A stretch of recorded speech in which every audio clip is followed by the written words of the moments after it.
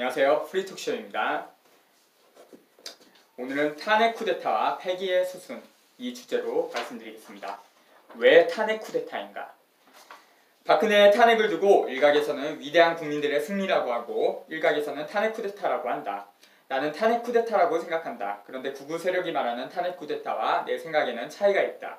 그 차이의 핵심이 무엇이냐면 극우 세력은 박근혜를 대통령으로 인정한다는 전제 하에서의 탄핵 쿠데타이지만 나는 박근혜를 합법적이고 정통성 있는 대통령으로 인정하지 않는다. 나뿐 아니라 많은 사람들이 그렇게 생각한다. 박근혜는 2012년 12월 19일 대선 부정선거라는 선거 쿠데타로 집권했다.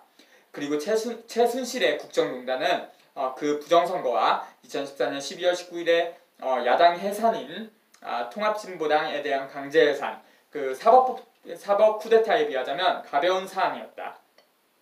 박근혜 정권은 2013년은 부정선거 논란으로, 2014년은 세월호 참사 사건으로, 2015년은 민중총궐기, 2016년 국정농단까지 집권 내내 휘청거려왔다. 역대 최고의 득표로 당선된 정권으로는 있을 수 없는 일이지만 그 자체가 부정선거였기 때문에 정통성이 없었던 것이다. 결국 집권, 통치할 능력을 상실한 박근혜 정권이 물러나고 이미지 좋은 친미주의자인 문재인 정권을 문재인을 권좌에 앉히기 위한 구실로서 탄핵이 된 것이다. 그 과정에서 민주당이면서도 성명성을 보여줬던 이재명 성남시장은 역할 행동을 한 것에 불과하다고 대선 경선 후 스스로 고백했다. 외국의 언론에서는 박근혜의 탄핵을 축출이라고 표현했다. JTBC, 한겨레뿐 아니라 조선 등도 박근혜 탄핵에 앞장섰던 것, 그리고 탄핵 청구 대표 법사위원장 권성동 의원이 새누리당인 것도 그 단서로 볼 수 있다. 박근혜 탄핵의 문제점이 무엇이냐면 2013년 1월 4일에 이미 대통령 선거 무효소송 대법원 2013 수 18 김필원 한영수 외 6,644명이 원고로 되어 있는 소송이 제기되었는데 먼저 제기된 그 소송을 반기 은폐하고 나중에 제기된 탄핵 심판 소송을 먼저 재판한 것이다.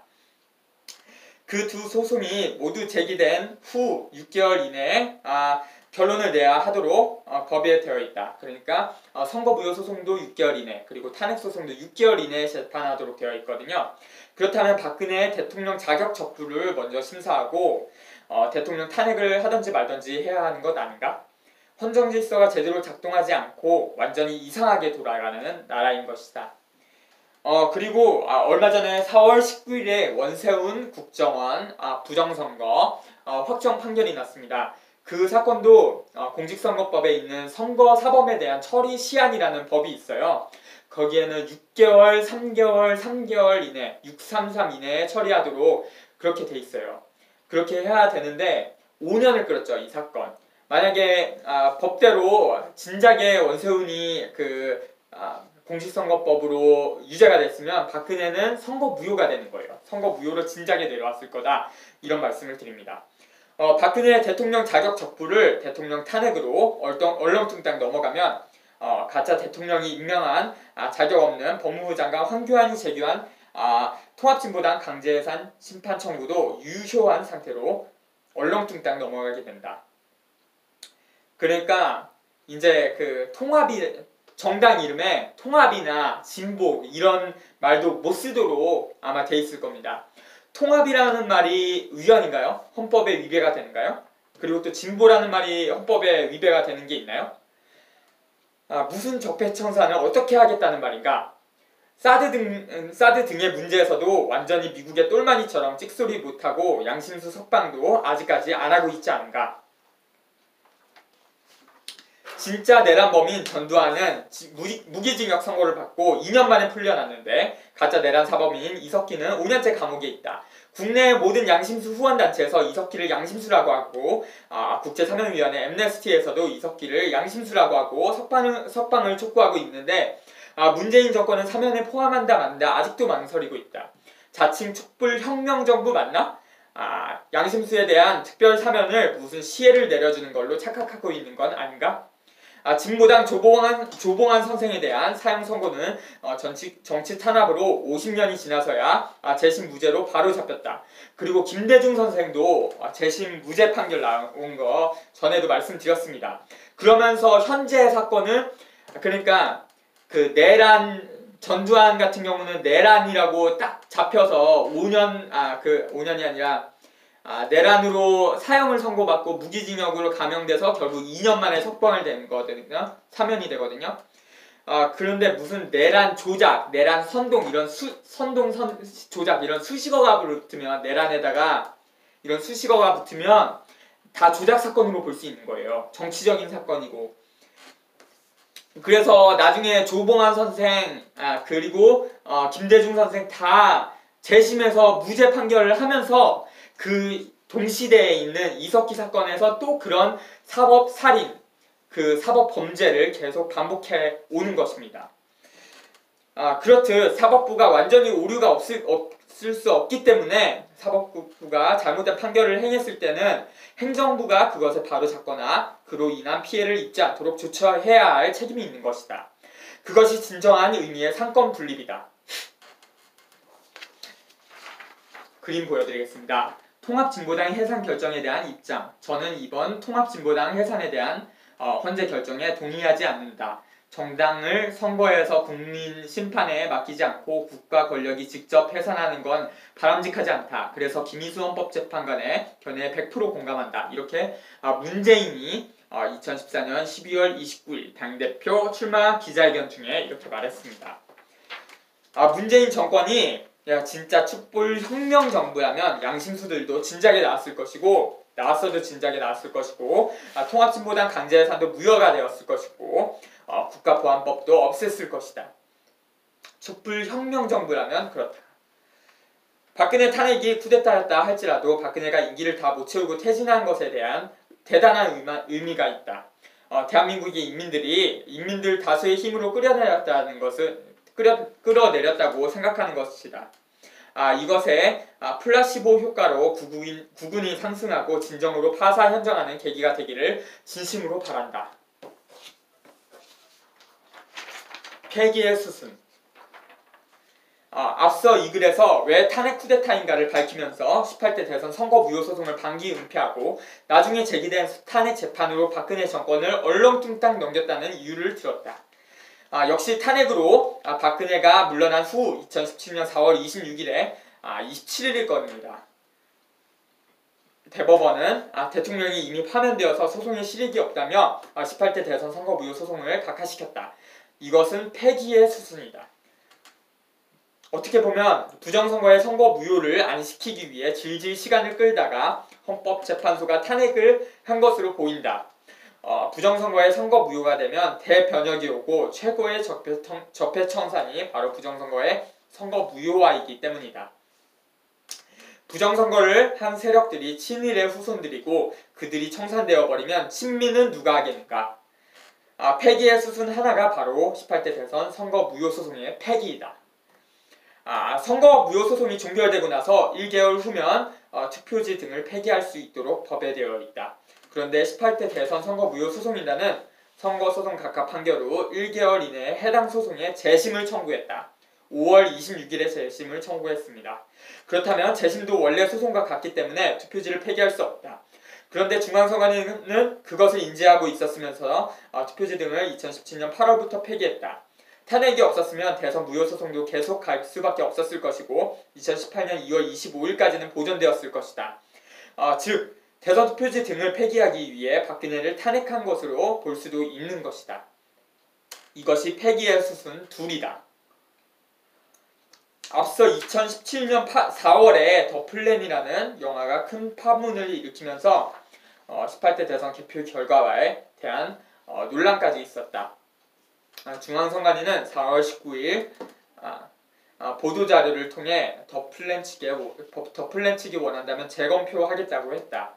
더 플랜 측은 공개적으로 대답하지 않고 8월에 중앙선관위가 투표지들을 등 폐기를 공문을 각급 선관위에 하달한다고 하니까 재검표하라는 입장이었다고 했다. 그렇다면 중앙선관위도 그 즉시 투표지 등 폐기를 멈췄어야지 정상이다. 그렇지 않은가? 그런데 9월까지 계속 폐기를 했다. 중앙선관위와 더 플랜 그리고 뉴스타파까지 서로 합을 맞춰 놓았다는 것은 아닌가 하는 의심이 든다. 뉴스타파에서 진짜 웃긴 게 하나 있었어요. 1분당 데이터에서 그러니까 위원장이 선거 때 선관위 위원장이 공표하기 전에 방송사 등에 제공한 그런 비상식적이고 부자연스러운 그런 사례가 전체 투표구들 중에 18%에 이르거든요. 근데 뉴스타파에서는 어떤 얘기를 하냐면 18% 나머지 82%는 정상적으로 전송이 되었는데 개표 조작론자들은 그것은 거론하지 않는다. 그렇게 진짜 궤변을 했습니다. 진짜 그거를 반영한 뉴스타파도 참 상당히 꼬름하다는 생각이 듭니다. 사실 중앙선관위가 18대 대선 투표지 재검표를 정말로 하고자 했다면 몇 번을 그럴 기회가 있었고 해야만 했었다. 18대 대선의 경우는 재검표하는 것이 가장 깨끗하게 해결되는 것이었다. 첫 번째는 18대 대선 직후 전자개표기 개표 부정 의혹이 크게 일어나서 다음 아고라에서 23만 명이 재검표 청원 취지에 서명운동이 있었을 때다. 두 번째는 2013년 국정감사에서 통합진보당 이상규 의원이 18대 대선의 서울 양천구 목삼동 4투표구 홍표 의혹을 폭로하고 뉴시스에서 선관위 지난 대선 자동개표기 오류 인정이라는 기사를 내서 크게 확산되었을 때다. 세 번째는 2015년 10월 13일 강동원 의원이 국회 본회의장에서 대정부 질의에서 황교안을 상대로 개표 조작이라고 했을 때다. 네 번째는 영화 더 플랜이 나왔을 때다. 18대 대선 선거 무효 소송이 제기되어 있었기 때문에 중앙선관위는 선거소송의 피고로서 대법원에 재검표 신청을 할 수 있었다. 그러면 당연히 재검표를 하게 되는 것이다. 대법원과 중앙선관위는 18대 대선 선거 무효 소송을 방기하고 은폐해왔다. 중앙선관위는 원래부터 그래왔다. 1979년 11.6을 초래한 신민당 김영삼 총재 자격 박탈 심사를 했던 것이 바로 그 중앙선관위이고 최근인 2013년에는 통합진보당 이정희의 대선 후보 사퇴에도 선거 비용을 보존해주는 것을 두고 이정희 방지법을 만든다 만다 했었다. 그러면서 19대 대선 때에는 더불어민주당과 자유한국당과 국민의당의 선거 비용 321억 원을 이중 보전해주며 돈잔치를 벌여줬다. 이정희 방지법은 정당 해산으로 현실화됐다. 저희는 그 18대 대선 선거 무효 소송인단의 자격으로 중앙선관위에 투표지 등 폐기 중단하라는 공문을 작년 8월에 보냈었습니다. 그리고 선거 무효 소송인단의 김진건 공동대표는 대법원에 투표지 등 폐기 중단 가처분 신청을 또 했었습니다. 그러면서도 대법원과 중앙선관위는 18대 대선 투표지 폐기를 강행했던 것입니다. 지금은 대법원의 판사가 중앙선관위의 위원장을 겸직하고 각급 법원의 판사가 각급 선관위의 위원장을 겸직하면서 만약 선관위가 부정선거를 하더라도 법원이 뒤를 봐주고 절대로 선거 무효 판결을 내리지 않는 더 기형적인 모순된 제도 구조가 되었다. 지금 국회의원 99% 이상이 친미주의자 사쿠라인 것도 권력을 창출하는 이런 선관위와 전자개표, 사전투표 등으로 비롯되었다고 볼 수 있다. 18대 대선은 어떤 부정선거였나? 한마디로 말하면 과거 중앙정보부에서 부정선거 공작하던 것을 정부와 디지털화 시대에서 그대로 하다가 난리가 난 선거였다. 과거 중앙정보부에서는 아예 선거를 담당하는 국이 있었을 정도였다. 18대 대선 때에는 과거 중앙정보부가 초법적인 사고방식을 가지고 법을 무시하고 행한 행태를 그대로 답습했던 것이다. 원세훈 공소장에 나오는 원세훈의 원행을 보면 그것을 알 수 있다. 국가정보원이 과거 중앙정보부처럼 정권의 안보를 책임지는 정권의 안보를 책임지는 친위대 역할을 하며 부정하게 선거에 개입하며 선거 공작을 자행했다. 부정선거 공작의 일축을 담당했던 김용판 서울지방경찰청장도 국가정보원 출신이었다. 드라마 제4공화국에서 전 중앙정보부장 김형욱이 망명 결심을 밝히는 장면에서 한 대사가 의미심장해서 여기에 인용하며 이 말씀을 마치도록 하겠습니다. 제4공화국에서 김형욱 역을 맡은 백일섭 배우는 사실 김형욱이랑 그렇게 닮지는 않았어요. 근데 이 망명을 결심을 밝히는 장면에서는 마치 김형욱이 빙의한 것처럼 그런 느낌이 들 정도로 연기를 하더라고요.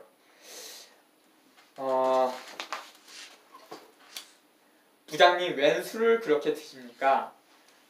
문 실장, 당신한텐 미안해. 무슨 말씀이십니까?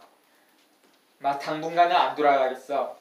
임자는 말이야, 딸을 만나는 즉시 돌아가. 그럼 망명이라도 하시겠다는 말씀입니까? 망명 아닌 망명일지도 모르지. 이래가지고 돼갔어? 이래가지고 국민이 뒤따르겠느냐 이 말이야. 박정희 요새 돌았는지 말이지. 도대체 정상적인 판단을 못해. 원래 이 지경이 되기까지 내 책임도 있어. 안다 알아. 그러나 총체적인 잘못은 전적으로 박정희한테 있다. 이런 얘기야. 부장님 정말 취하셨습니다. 더 이상 박정희에게 아부하면서 역사의 죄인이 될 수 없다. 난 결심이 섰어. 그동안에 박정희가 해온 일들을 봐봐. 툭하면 비상사태다. 칼자루 휘두르고 부정선거, 야당 탄압, 거기다 박정희는 지 신복이 좀 컸다 하면 바로 칼자루 들어. 이게 제거하는 거야. 나 김영우 이후라 쪽제이 비리도 얼마 안 남았다고. 두고 보라고. 익게 된 날 이렇게 박정희 밑에서 목숨 바쳐서 충성하겠어? 앞으로도 많은 사람들이 피를 흘리게 될 거라고. 그러나 내가 그 피를 흘리는 게 무서워서 도망가는 것은 아니야. 난 내가 어떻게 되든 상관없이 박 정권을 비판해야 할 책임이 있다는 것을 나는 깨달았다 이 말이야. 국민과 역사에 진 빚을 갚아야 해. 진실로 속죄를 해야 되겠다. 그런 말이라고. 진실을 밝히시겠다면서 왜 망명을 생각하시는 겁니까? 생각해보라고. 내가 한국에 있다면 나를 그냥 내버려 두겠어? 문 실장, 절대 권력은 절대로 망하는 거야. 기래 안 기래? 부장님, 정보부장까지 지내신 분이 이유와 어찌되었든 간에 망명까지 하신다는 건 좀 재고해 보셔야 되는 것 아니겠습니까? 차라리 박 대통령하고 운명을 같이 하시는 게 오히려 떳떳할 겁니다. 비난은 각오하고 있어. 하지만 역사는 나의 진실에 뭔가 힘을 줄 거야. 분명히 박 정권은 나를 민족 반역자로 몰아붙일 테지만은 그러나 역사는 내 편에 있다는 확신이 섰어. 나는 어떤 고난이 닥치더라도 박 정권에 정면으로 맞설 거라고. 18대 대선 부정선거 앞에서 진보 보수가 있는가? 이 땅에 진보 보수가 있다면 이미 합법혁명으로 정리되었을 것이고 지난 촛불은 진보도 보수도 없다는 것을 보여준다. 오직 탄핵 쿠데타로 대선 부정이 밝혀지는 것을 막고 미국을 위한 식민지국이 의미 없는 칼춤을 춘 것에 불과하다. 정치는 있었는가? 상권 분립은 작동되었는가? 문재인은 과연 정통성이 있는가? 고맙습니다. 프리톡쇼였습니다.